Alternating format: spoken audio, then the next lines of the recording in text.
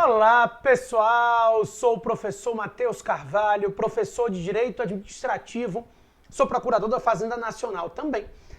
E estou aqui para a gente conversar sobre alguns temas muito importantes dessa matéria, nessa reta final da prova do Enem.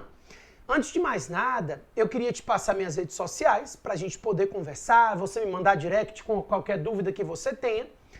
E o meu Instagram é @MatheusCarvalhoProf. Então, eu estou aqui disponível para ajudar vocês em relação às dúvidas que vocês tenham na nossa matéria, tá? Também coloco dicas todos os dias e tudo mais. Além disso, eu queria já dar uma dica para vocês, que é esse livro que você está vendo aqui, o Manual de Direito Administrativo, que está na 13ª edição. A 13ª edição é a de 2025, atualizadíssima. Você encontra ela no site da Editora Juspodium. O livro, ele tem quadro sinótico no final de cada capítulo, jurisprudências que caem muito para vocês, né, as mais recentes. Então, é um livro que está muito atualizado e ele é muito didático, tá? Então, no site da Editora Juspodium, você consegue encontrar esse manual de direito administrativo, que é fundamental para quem quer se preparar para um concurso dessa magnitude. A gente sabe que direito administrativo tem sido cobrado cada vez de forma mais intensa, né? Pois então, conversa resolvida, quero começar tratando acerca de um dos temas que eu separei. A gente tem 6 blocos, né? 6 aulinhas de 30 minutos, e eu separei alguns temas para a gente conversar. O primeiro, sempre tomando por base as provas anteriores, o primeiro que eu quero conversar com vocês é a responsabilidade civil do Estado. A base constitucional está no artigo 37, parágrafo 6º. E por isso, nós vamos começar justamente nesse dispositivo, tá? Então, a lógica aqui é que o artigo 37, parágrafo 6º, traz a base geral de responsabilização estatal. O artigo diz o seguinte, eu vou copiar ele aqui e a gente vai dissecando ele devagarzinho. O artigo começa dizendo: as pessoas jurídicas de direito público e as pessoas jurídicas de direito privado que prestam serviço público respondem objetivamente pelos danos que seus agentes causarem a terceiros, resguardado o direito de regresso em face do agente em caso de dolo ou em caso de culpa. Então, de antemão, você consegue enxergar que a responsabilidade do Estado é objetiva e a responsabilidade do agente é subjetiva. O agente público responde subjetivamente perante o Estado em ação de regresso. Então, o Estado tem responsabilidade objetiva, mas o agente não. O agente responde regressivamente perante o Estado, caso ele tenha agido de forma dolosa ou de forma culposa. Mas eu vou começar dissecando o texto constitucional. A responsabilidade civil do Estado que a gente está conversando, ela vai além do Estado. Por quê? De acordo com o 37, parágrafo 6º da Constituição, essa responsabilidade abrange as pessoas jurídicas de direito público, mas ela abrange também todas as pessoas jurídicas de direito privado que prestam serviço público. Então, concessionárias, permissionárias, todo mundo que atua na prestação de serviços públicos segue a responsabilidade civil objetiva do Estado, que a gente pode chamar de responsabilidade civil pública ou de responsabilidade civil do Estado e das prestadoras de serviços públicos. Então, por exemplo, imagina a seguinte questão de prova. Dentro do ônibus, está aqui um ônibus. Dentro do ônibus está uma velhinha. O ônibus freou e a velhinha que estava no ônibus caiu no meio da rua. Morreu. A empresa prestadora de serviço público responde objetivamente. Pessoa jurídica de direito privado que presta serviço público, responsabilidade objetiva. E o Estado que contratou essa empresa? Ele responde também? Também. E também, objetivamente, a responsabilidade nesses casos da empresa é primária e a do Estado é subsidiária. Então, primeiro se cobra da empresa, se ela não puder arcar com o prejuízo causado, aí sim se cobra do Estado. Então, eu tenho responsabilidade objetiva e primária da empresa e responsabilidade objetiva e subsidiária do Estado. Beleza. E se a velhinha não estiver no ônibus? Imagine que agora o ônibus está prestando o serviço de transporte e a velhinha está atravessando a rua. O ônibus passa por cima da velhinha e ela morreu do mesmo jeito. Nesse segundo caso, antes que você me diga que é a mesma coisa, a velhinha, senhorinha, que é a vítima, ela não é usuária do serviço público prestado. No primeiro caso, a vítima era usuária do serviço público. No segundo caso, a vítima não é usuária do serviço público. Mas não faz diferença. Supremo Tribunal Federal já pacificou que não faz diferença. Seja a vítima usuária ou não do serviço público prestado, a responsabilidade do Estado pelos danos causados e do Estado e da prestadora de serviço público, ela será uma responsabilidade objetiva. Então, se mantém a responsabilidade objetiva, seja a vítima usuária ou não do serviço público prestado. Não há diferença dependendo do fato da vítima ser ou não usuária desse serviço público, ok? Daí, o que é a responsabilidade objetiva? Então a gente já sabe que as pessoas de direito público e as de direito privado que prestam serviço público respondem objetivamente. A responsabilidade objetiva do Estado, ela se baseia em 3 elementos básicos, 3 elementos objetivos.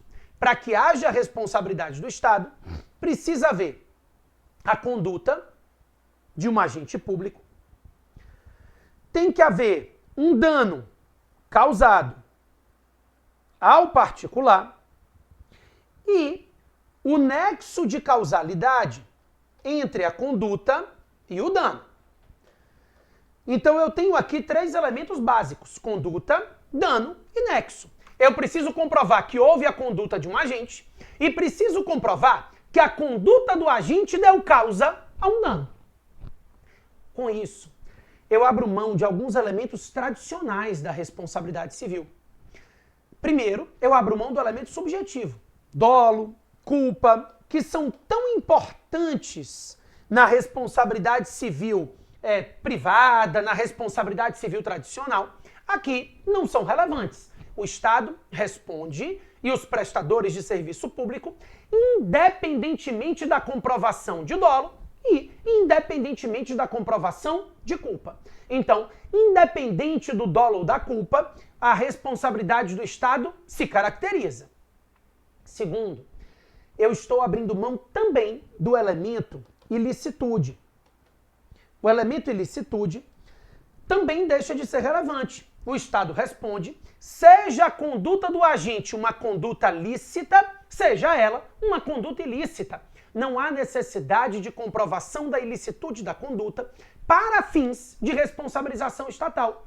O Estado vai se responsabilizar tanto por condutas lícitas quanto por condutas ilícitas. A doutrina costuma dizer o seguinte: a responsabilidade do Estado decorrente de ato ilícito se baseia no princípio da legalidade. Praticou um ato ilícito, violou a legalidade, o Estado responde. Agora, a responsabilidade do Estado decorrente de ato lícito, essa se baseia no princípio da isonomia. A ideia é que uma conduta lícita, para beneficiar toda a coletividade, se ela causa um dano específico a alguém, nada mais justo que esse alguém que foi especialmente prejudicado seja indenizado pela sociedade, por todos, no caso representada pelo Estado. Então, por exemplo, só para você imaginar, exemplo de prova até, tá? Uma determinada via pública, uma grande avenida, foi interditada por 6 meses para a construção, construção de um viaduto e reforma da via, da avenida. Diante desse fato, uma McDonald's que estava aqui ficou sem acesso do público e ela faliu. E ela decidiu pedir uma indenização ao Estado. E, obviamente, Muito embora a conduta do agente de fechar a via por 6 meses para viabilizar uma boa reforma seja uma conduta lícita que visa beneficiar toda a coletividade, ela causou um dano específico ao proprietário da McDonald's. Ele teve que fechar as portas. Então, ele resolveu pedir uma indenização. Ele tem direito a ser indenizado? Tem. Embora a conduta seja lícita, ela causou um dano a ele. Não é razoável que eu seja especialmente prejudicado no benefício de todos. Então, todos, representados pelo Estado, vão me indenizar. Diante da indenização da McDonald's, um rapaz que morava aqui, que antigamente atravessava para ir para o trabalho e gastava 10 minutos, agora tem que fazer um arrudeio e perde 1 hora para chegar ao trabalho. E ele quer uma indenização também. Só que ele não tem direito a ser indenizado. Porque isso é o que a gente chama de risco social. O risco social são as restrições gerais decorrentes da vida em sociedade. A gente tem que suportar essas restrições gerais que decorrem do fato de vivermos em sociedade. É por isso que costumamos dizer que quando estivermos tratando de uma conduta lícita, para que haja responsabilidade do Estado, eu preciso comprovar que o dano foi anormal e específico. Ou seja, eu preciso comprovar que o sujeito foi especialmente prejudicado no benefício de toda a coletividade. Então, para beneficiar toda a coletividade, se causou um dano específico a ele. Nesses casos, haverá responsabilidade do Estado, mesmo diante de uma conduta lícita. A gente chama isso teoria do duplo efeito do ato administrativo. Duplo efeito porque o mesmo ato de fechar a rodovia, ele gera efeitos diferentes em relação a pessoas diferentes. Em relação ao proprietário da McDonald's, ele ensejou um efeito danoso, passível de indenização. Em relação ao sujeito que agora tem que fazer o arrudeio, ele ensejou uma situação rotineira, não indenizável e decorrente de uma restrição normal da vida em sociedade. Então, o mesmo ato gera efeitos diferentes em relação a pessoas diferentes. Eu não posso pedir uma indenização embasado no fato da McDonald's ter sido indenizada, tá? Porque embora seja o mesmo fato, ele gera efeitos diferentes em relação a pessoas diferentes, ok? Beleza. Com isso entendido, em se tratando de um dano anormal e específico, o Estado responde por condutas ilícitas e o Estado responde também por condutas lícitas. Então, não importa se é lícito ou ilícito, o Estado responde por ambas, quando se tratar de um dano anormal, específico, diferenciado, ok? Então, tirei os elementos que não me interessam, o elemento subjetivo, o elemento ilicitude. Me sobraram 3 elementos básicos. A conduta, que tem que ser a conduta de um agente público atuando nessa qualidade.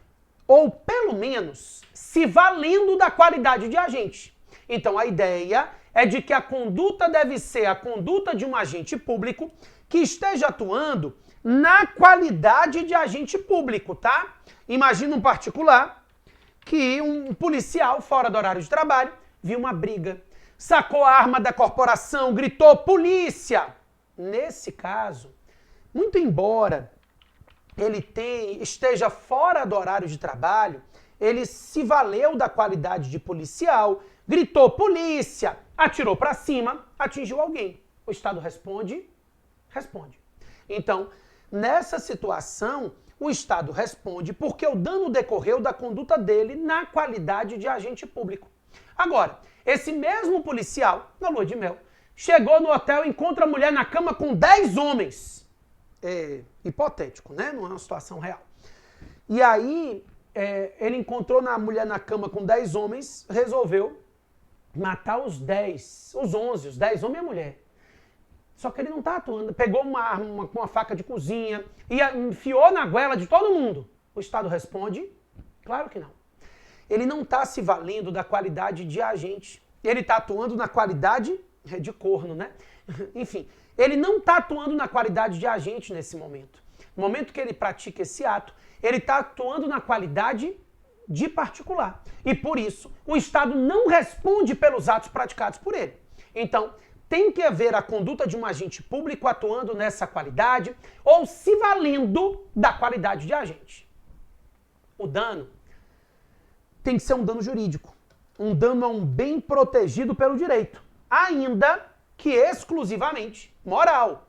O Estado responde por danos materiais e o Estado responde também por danos morais. Então precisa se comprovar que houve um dano a um bem jurídico, um dano a um bem juridicamente protegido, ainda que seja um dano exclusivamente moral. E o nexo de causalidade, que é a comprovação de que a conduta do agente deu causa ao dano. O nexo de causalidade é justamente essa demonstração de que essa conduta do agente, por si só, ela deu causa ao dano. Nesse contexto, se eu consigo demonstrar que a conduta do agente deu causa ao dano, o Estado responde. A gente fala em causalidade adequada. No direito administrativo brasileiro, a lógica da causalidade é que aquela conduta tenha sido suficiente a ensejar o dano. Se eu estou lhe dizendo que para fins de responsabilidade civil do Estado eu preciso comprovar esses 3 elementos, conduta, dano e nexo, para excluir a responsabilidade do Estado, basta eu excluir um dos 3 elementos. Então, não há responsabilidade do Estado se não houver conduta, não há responsabilidade do Estado se não houver dano, e não há responsabilidade do Estado se não houver nexo de causalidade. Se eu excluir qualquer um dos 3 elementos, eu excluo a responsabilidade estatal. As excludentes mais famosas são as hipóteses de exclusão do nexo causal. Basicamente, o caso fortuito, a força maior e a culpa exclusiva da vítima, porque elas são hipóteses de exclusão do nexo de causalidade. São situações em que você enxerga a conduta do agente, você enxerga o dano causado ao particular, o que se quebra é o nexo de causalidade entre eles. Então, por exemplo, aqui em Salvador, um rapaz resolveu se matar. Foi uma situação real. Mas ele disse, eu não vou me matar igual todo mundo, não. Cortando os pulsos, comendo veneno. Não. Eu vou ser mais criativo. Porque eu vivi criativo, eu também vou morrer criativo. E aí subiu numa passarela e disse, lá na paralela, uma avenida grande, se assim que vier um carro que eu não simpatize, eu pulo embaixo. Quando veio o carro da polícia, ele disse, esse aí que eu não simpatizei.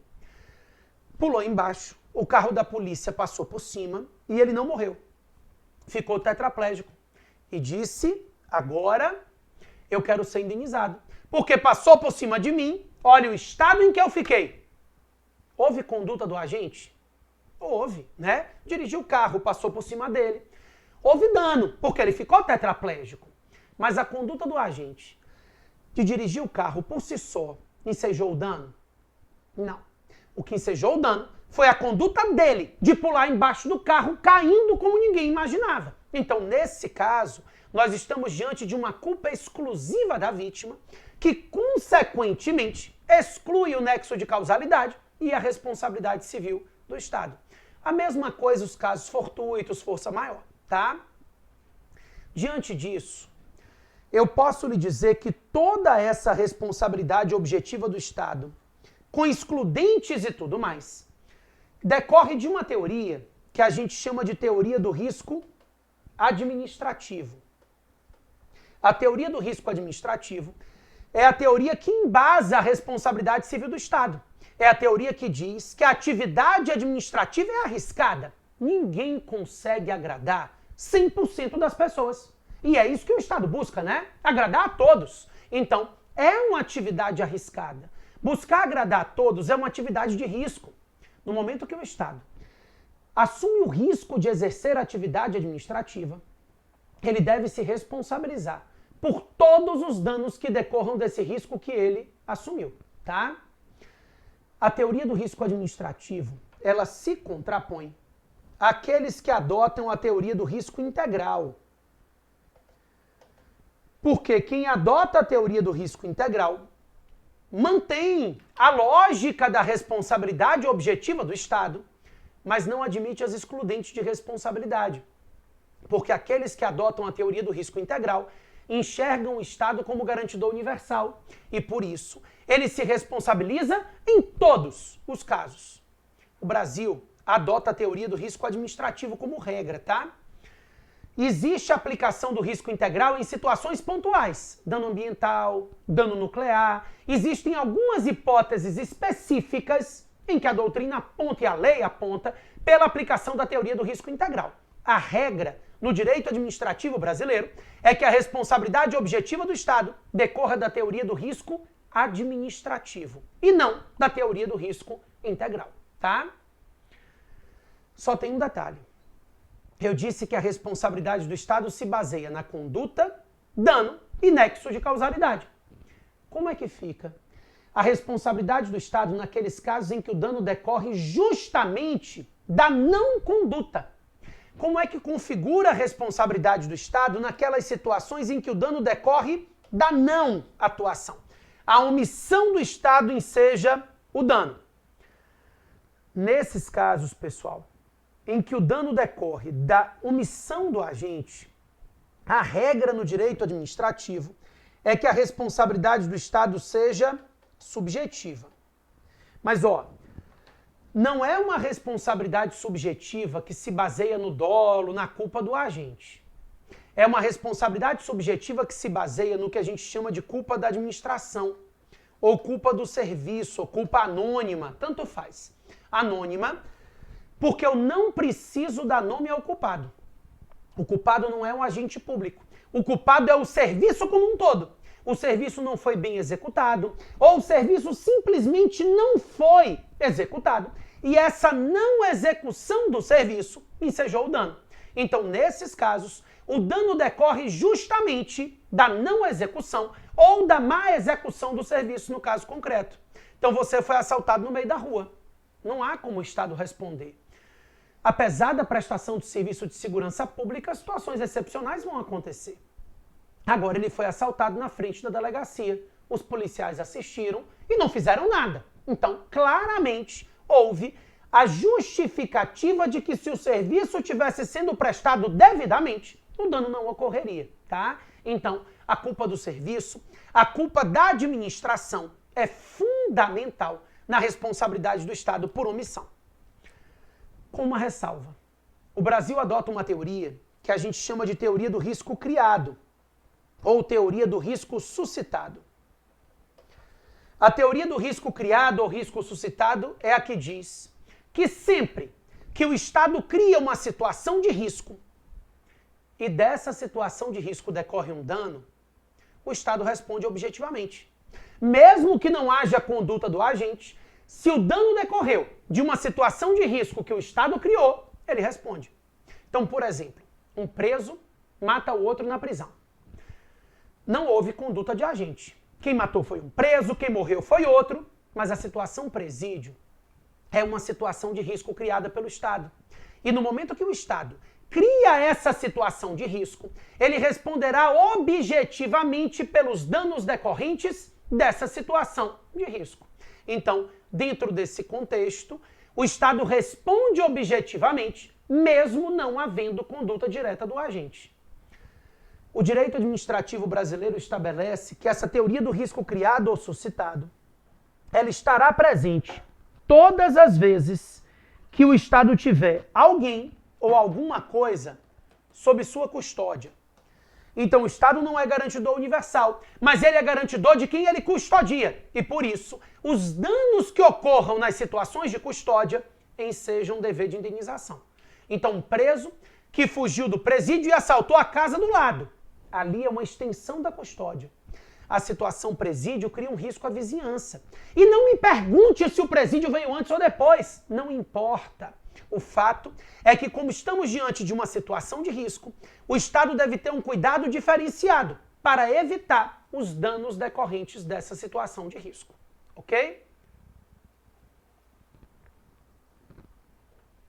Com isso entendido, o que a gente estava conversando até agora?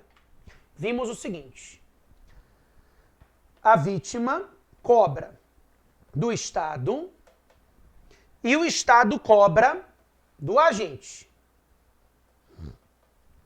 Vimos mais vimos que quando a vítima cobra do Estado, a responsabilidade é objetiva. Então não depende da comprovação nem de dolo nem de culpa do agente. O Estado responde, ainda que não haja conduta dolosa ou culposa do agente, porque a responsabilização estatal se pauta somente na conduta dano inexo. O Estado, ao regredir em face do agente, ele somente o fará se ele conseguir comprovar um elemento subjetivo, ou seja, se ele conseguir comprovar que o agente agiu de forma dolosa ou, pelo menos, de forma culposa. É necessário o dolo ou a culpa para que haja responsabilização do agente. Isso que você acabou de ver, sem dúvida nenhuma, é uma garantia para a vítima. Primeiro, porque vai cobrar do Estado, o Estado é solvente, o agente pode ser um pé rapado. Segundo, porque nessa cobrança do Estado não vai ser necessário comprovar nenhum elemento subjetivo, dolo, culpa, o que facilita a caracterização da responsabilidade estatal. Em razão disso, pessoal, a questão é, se a vítima quiser, ela pode abrir mão dessa garantia e cobrar diretamente do agente, sim ou não? Ela diz, eu sei que eu tenho a garantia de cobrar do Estado, mas na verdade, como para mim está claramente demonstrado que o agente agiu de forma dolosa, eu quero cobrar diretamente do agente. Pode? Não. O Supremo Tribunal Federal criou uma teoria que a gente chama de teoria da dupla garantia. O que é essa dupla garantia? O STF disse, olha, na verdade, é garantia da vítima cobrar do Estado, mas também é garantia do agente que ele só pode ser cobrado pelo Estado em ação de regresso. Então, ainda que a vítima abra mão da garantia dela, ainda sobra a garantia do agente. O agente tem uma garantia de que ele não pode ser cobrado diretamente pela vítima, ele só pode ser cobrado se o Estado decidir regredir em face dele, tá? Isso decorre, pessoal, do princípio da impessoalidade. Um dos enfoques do princípio da impessoalidade é justamente essa impessoalidade em face do agente. Ou seja, quando o agente público pratica o ato que ensejou um dano, não é a pessoa do agente que está atuando. Quem está atuando ali é o Estado por meio desse agente. Então, se a vítima cobrasse diretamente do agente, ela estaria pessoalizando a conduta, né? Seria como se a conduta tivesse sido praticada pela pessoa do agente, e não foi. Na verdade, quem atuou de forma a causar o dano foi o Estado. Naquele caso, o Estado estava apresentado pelo agente, mas não era o agente que estava atuando, e sim o Estado por meio desse agente. Então, não, a vítima não pode cobrar diretamente do agente, ela deve cobrar do Estado. E o Estado, vislumbrando a situação de que o agente agiu de forma dolosa ou culposa, tem o poder e dever de regredir em face desse agente. Ok? Vamos lá. A última questão que eu queria conversar com vocês diz respeito ao prazo prescricional. É porque o Código Civil estabeleceu em 2002 que as ações de reparação civil em face do Estado... as ações de reparação civil prescrevem em 3 anos. Nós tínhamos uma regulamentação anterior do Decreto 20.910, o artigo 1º. O Decreto 20.910 é de 32. E também, no artigo 1º-C da Lei 9494, nós tínhamos a previsão de que a ação de reparação civil em face do Estado prescreve em 5 anos. O Código Civil previu 3 anos para a ação de reparação civil. É uma lei posterior e mais benéfica, né? Mais benéfica ao Estado. Por isso, alguns doutrinadores chegaram a defender o prazo de prescrição trienal nas ações de reparação civil em face do Estado, com base no Código Civil. Esse entendimento está superado. O entendimento majoritário é que, embora o Código Civil seja lei posterior, ele é lei geral. E lei geral não revoga a lei especial. Nesse caso, temos 2 leis específicas que regulamentam a prescrição quinquenal das ações contra a fazenda pública e a ação de reparação civil em face dela, e essa lei vai prevalecer. Então, as ações de reparação civil em face do Estado e dos prestadores de serviço público têm prazo de prescrição de 5 anos. O segundo tema que eu separei para a gente conversar diz respeito aos agentes públicos. E aqui a gente tem alguns aspectos que são bastante cobrados nas provas em geral, né? Para começar, é importante ter na cabeça que agente público abrange o conceito de todos aqueles que agem em nome do poder público. Então a expressão agente público é a expressão mais ampla que existe, porque ela abarca todo mundo que atua em nome do Estado. Todo mundo que exerce função pública, ainda que provisoriamente, ainda que sem remuneração, não importa. Todo mundo que exerce função pública, a qualquer título, é agente público. Então você, particular, recebeu uma cartinha, vai ser mesário nas eleições. Olha que bacana. Domingo de eleição, vai todo mundo para a praia e você vai exercer o seu dever cívico de passar o domingo inteiro ouvindo aquele diabo daquela urna. Parananã, né? Aquilo ali é irritante. E o povo vai voltar de boia, de sandal, você perde a paciência, dá um murro na cara de um. Naquele momento, você é agente público. Você está atuando em nome do poder público e, consequentemente, você é considerado um agente público, tá? O agente público, pessoal, ele se divide em 3 grupos. Então, os agentes públicos podem ser agentes políticos, que são aqueles que atuam no exercício da função política de Estado. Então, a princípio, os detentores de mandato eletivo, secretários e ministros de Estado, membros da magistratura e do Ministério Público, são, a priori, considerados agentes políticos. Eles atuam no exercício da função política e eles têm vínculo de natureza política. Também temos os chamados particulares em colaboração com o Estado, que são aqueles que não têm vínculo, mas exercem função pública em virtude de algum tipo de relação e função concedida a eles. Então, jurados, mesários, conscritos, titulares das serventias de cartório. Essa é uma questão que as bancas adoram.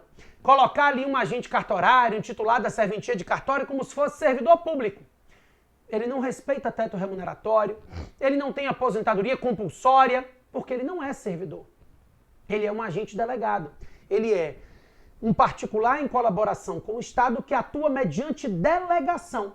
É delegada a ele a serventia extrajudicial. Então ele atua por delegação do Estado. A ideia é de que esses particulares em colaboração não são servidores públicos, mas são agentes públicos, genericamente falando.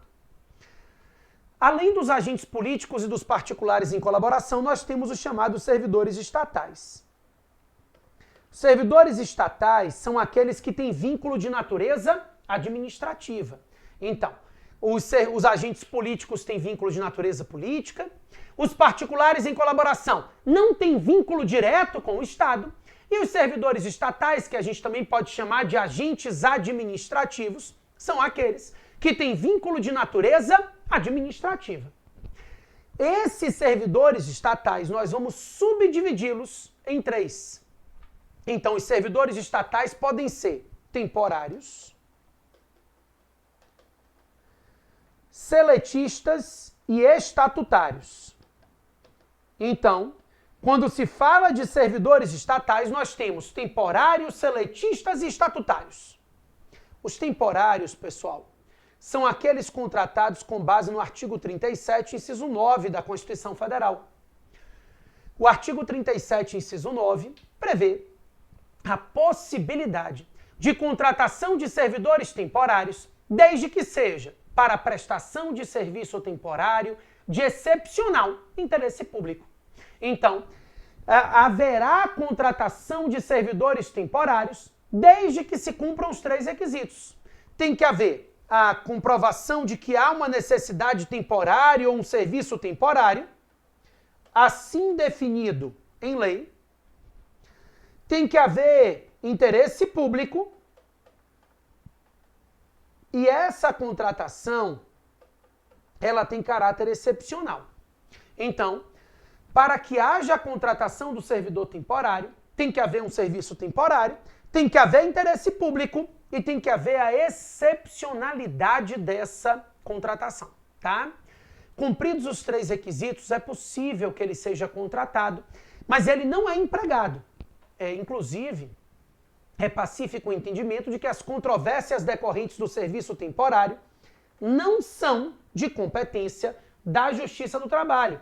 Esse servidor temporário, ele não tem cargo, ele não tem emprego, ele não tem regime de emprego, ele não é contratado com regime de emprego. Ele segue um regime especial de direito administrativo, um regime de cargo temporário no âmbito do direito administrativo, tá? Além dos temporários, nós temos os seletistas e estatutários. Esses atuam no exercício da atividade permanente do órgão. E aí, para ingressar no serviço permanente, seja seletista, seja estatutário, ele tem que ser aprovado mediante concurso público. Concurso de provas ou de provas e títulos é indispensável para ingressar no serviço permanente do órgão.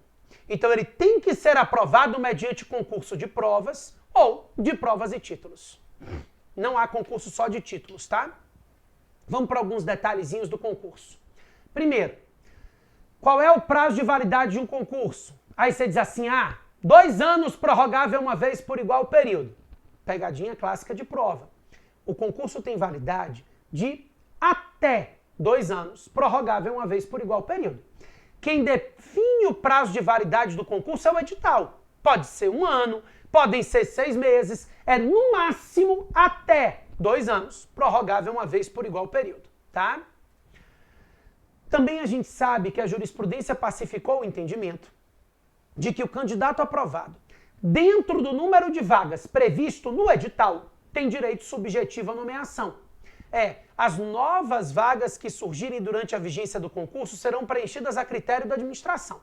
Mas o candidato que foi aprovado, dentro do número de vagas previsto no edital, esse tem direito subjetivo a ser nomeado, tá? Também é importante nós lembrarmos da súmula vinculante número 44, que é a súmula que diz que é constitucional a realização de exame psicotécnico em prova de concurso, desde que haja previsão em lei. Então, quando eu falo do exame psicotécnico em prova de concurso, não basta a previsão em lei, né? O edital tem que estabelecer critérios objetivos de seleção. Então, além da previsão em lei, o edital precisa definir critérios objetivos de seleção. Isso é indiscutível. Eu não posso entregar um papel em branco com a mancha vermelha e perguntar o que é isso. Você diz, é sangue. Aí ele bota lá embaixo, tendências homicidas. Não é assim que funciona. O edital estabelece critérios objetivos de seleção, mas a previsão editalícia sozinha não é suficiente. Para que seja constitucional a realização do exame psicotécnico, é necessário que haja previsão em lei, tá? Após a aprovação mediante concurso, ele vai prover um cargo e ele busca a aquisição da estabilidade, regulamentada no artigo 41 da Constituição Federal. Primeiro ponto importante, se ambos, seletistas e estatutários, devem ser aprovados mediante concurso, significa dizer que seletistas e estatutários podem vir a adquirir a estabilidade do artigo 41? Não. Na verdade, a Constituição foi alterada em 98 e ela limita a estabilidade para os detentores de cargos públicos. Ela não abrange os detentores de empregos quando trata de estabilidade. Quando a Constituição quer se referir tanto a cargos quanto a empregos, ela faz expressamente.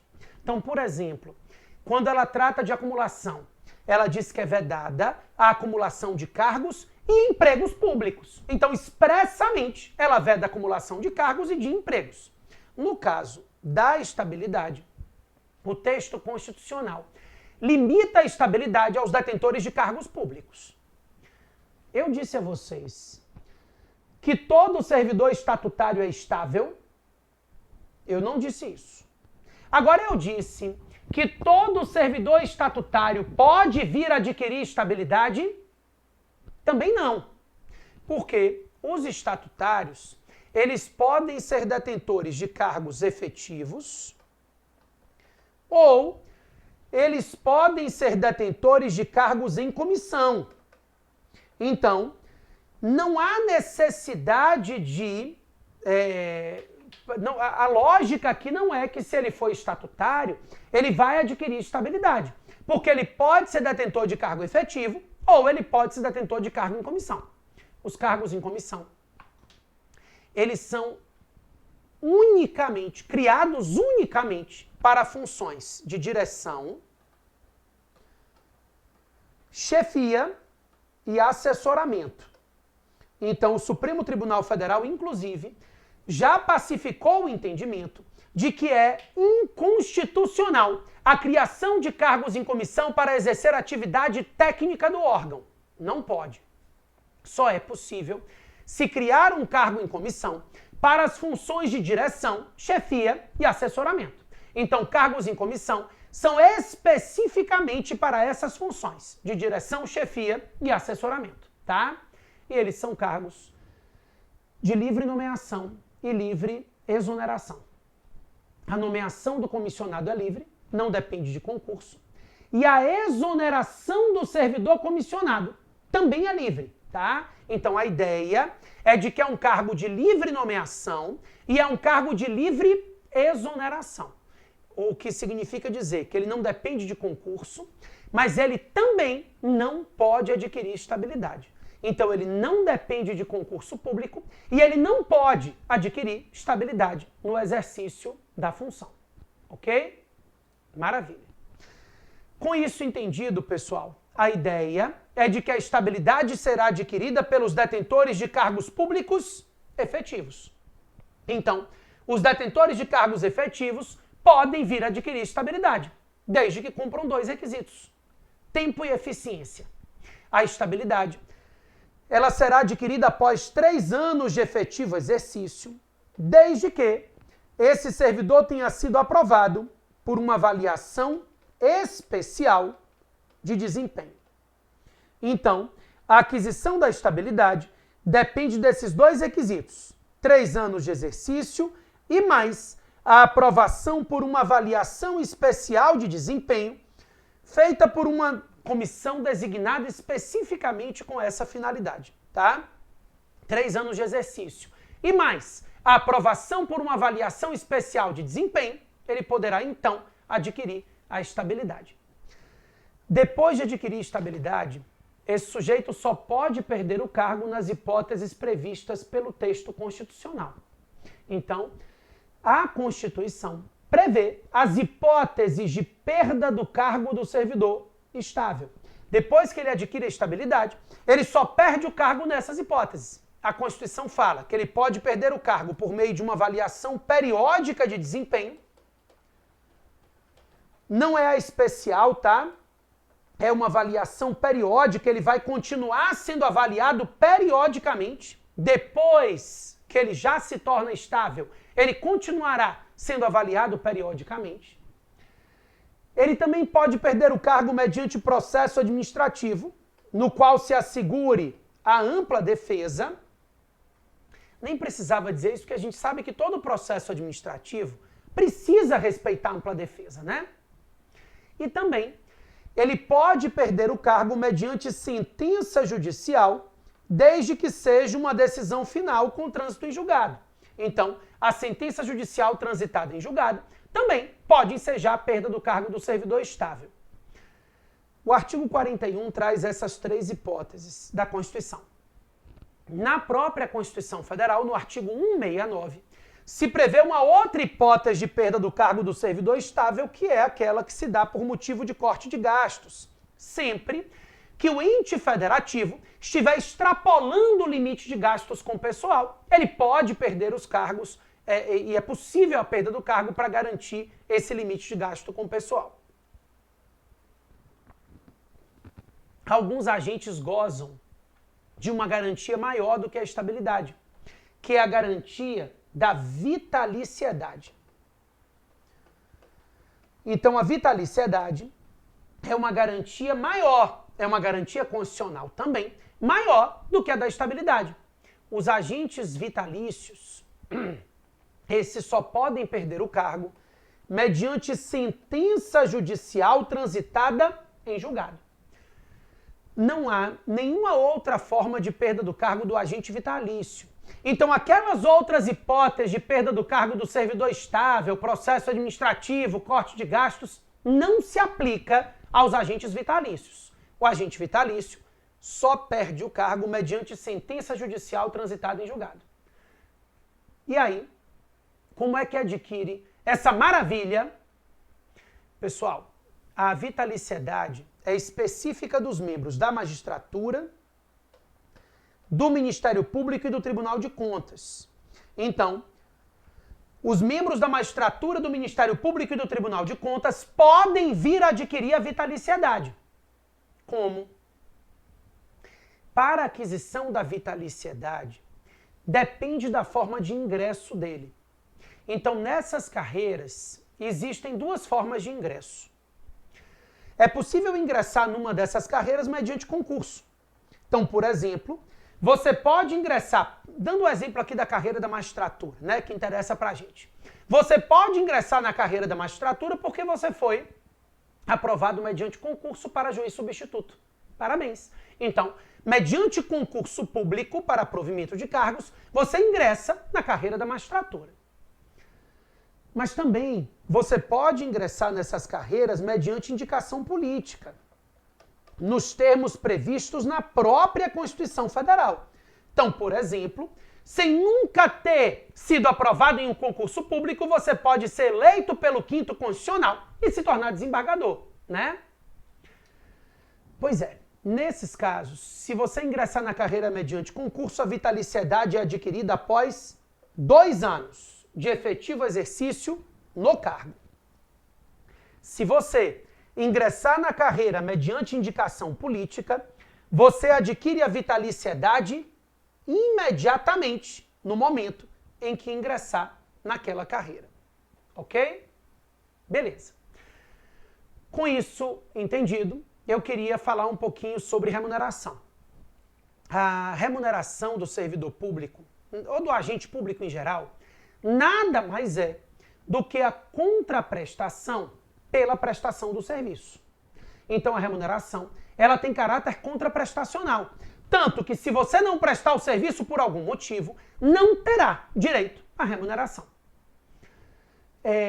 Quando a gente trata de remuneração, a expressão remuneração é uma expressão ampla, porque ela abrange o vencimento básico do cargo, somado a todas as vantagens pecuniárias permanentes desse cargo. Então, remuneração é o vencimento básico do cargo, somado a todas as vantagens pecuniárias permanentes desse cargo. Isso é remuneração, tá? Vencimento básico mais vantagens pecuniárias permanentes. Vencimentos, no plural, equivale à ideia de remuneração, tá?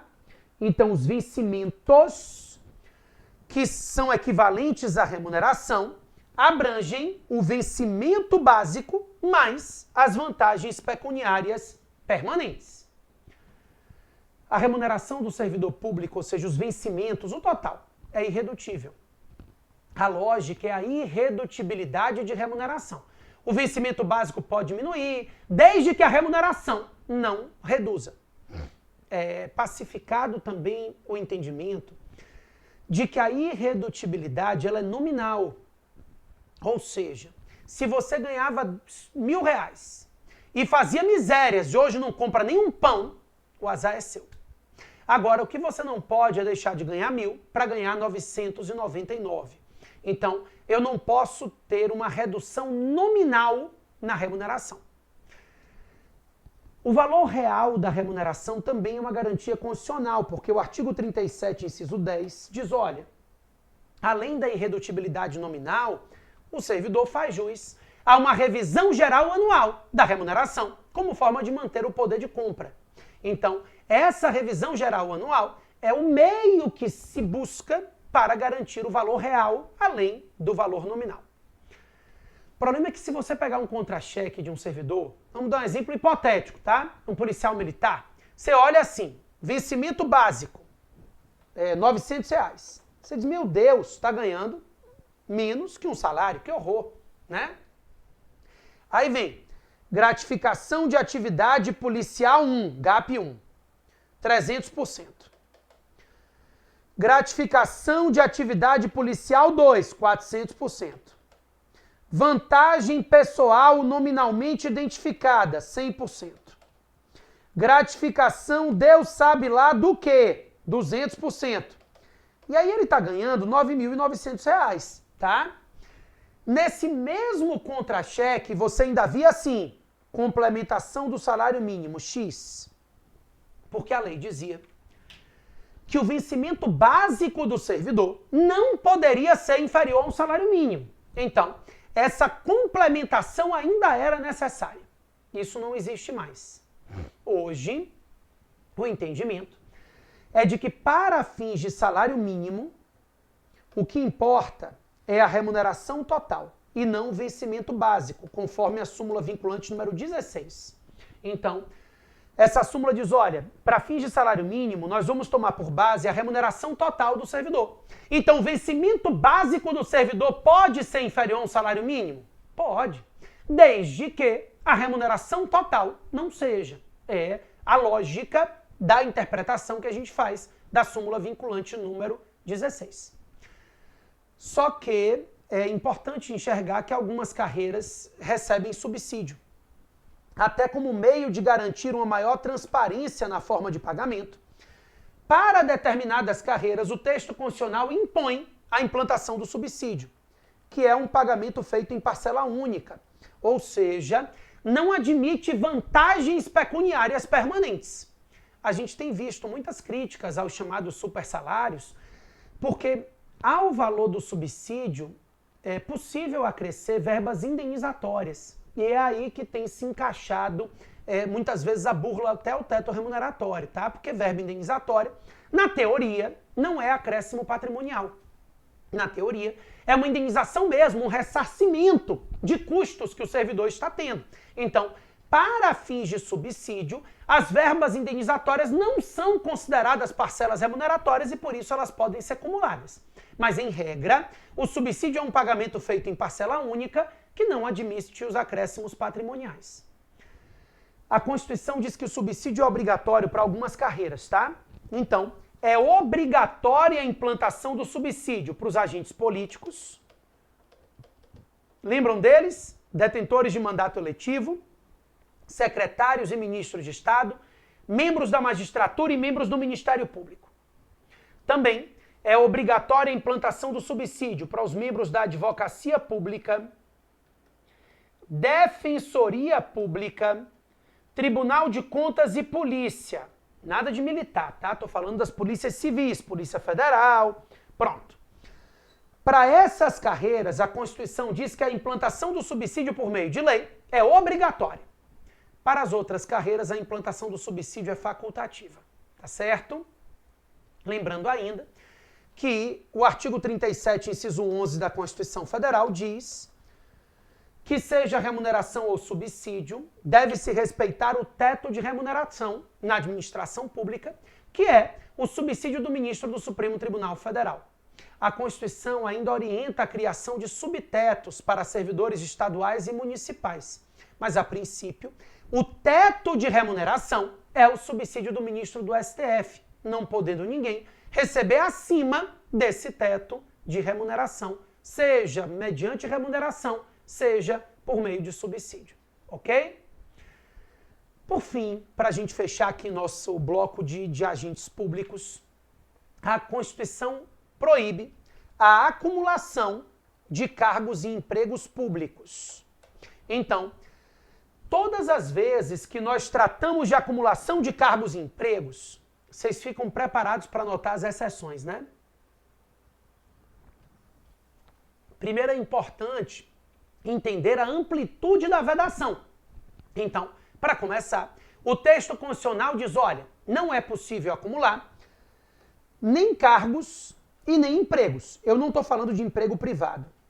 Estou falando de cargos e empregos públicos. É vedada a acumulação de cargos e empregos públicos, sejam eles da administração direta ou indireta, sejam eles federais, estaduais, municipais ou distritais. A ideia é que eu não posso acumular 2 cargos, nem um cargo com emprego público, nem 2 empregos públicos. Não pode.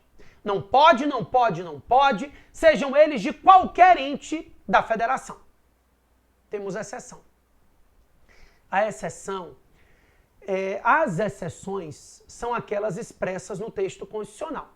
Então a Constituição começa dizendo que, embora a regra é de que não pode haver acumulação de cargos e empregos públicos, é possível acumular 2 cargos de professor.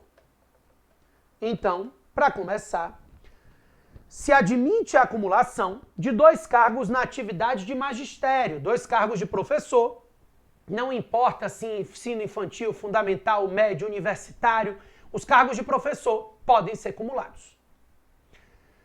Também é possível acumular 2 cargos de profissionais de saúde com profissão regulamentada. Então não é só médico. Também não é assim, ó, trabalho no Ministério da Saúde. Não. Estou falando de profissões de saúde mesmo. Médico, enfermeiro, fisioterapeuta. São profissionais de saúde cujas profissões tenham sido regulamentadas. Também é possível acumular um cargo técnico ou científico mais um cargo de professor. O que acontece? Cargo científico são os cargos de nível superior. Ciências jurídicas, biológicas, qualquer uma. Cargo de nível superior. E isso abrange, inclusive, os membros da magistratura, do Ministério Público, que depois a Constituição, no capítulo específico, vai lá e repete. Juiz e professor, pode acumular promotor e professor, mas já poderia, porque são cargos científicos. E os cargos técnicos, segundo o STJ, são aqueles que exigem formação técnica específica. Então não é assim, técnico do TRT, que exige nível médio, isso não é considerado cargo técnico para fins de acumulação. Então é o técnico em contabilidade, técnico de enfermagem, é aquele cujo cargo seja efetivamente técnico. Também é possível acumular um cargo efetivo, mais um cargo de vereador, nos moldes do artigo 38 do texto constitucional. Para que essa acumulação seja válida, é necessário que haja compatibilidade de horários. Em qualquer uma das hipóteses, tá? E aqui a gente tem um cuidado importante para ter. O Supremo Tribunal Federal tinha criado uma incompatibilidade ficta. Ele dizia que acima de 60 horas semanais era presumivelmente incompatível. Então eu poderia acumular 2 cargos de 20 horas, um de 40 com um de 20, 2 de 30, mas um de 40 com um de 30, por exemplo, eu não poderia acumular, tá? Então, essa compatibilidade de horários, ela seria não só real, mas também ficta. Isso foi superado.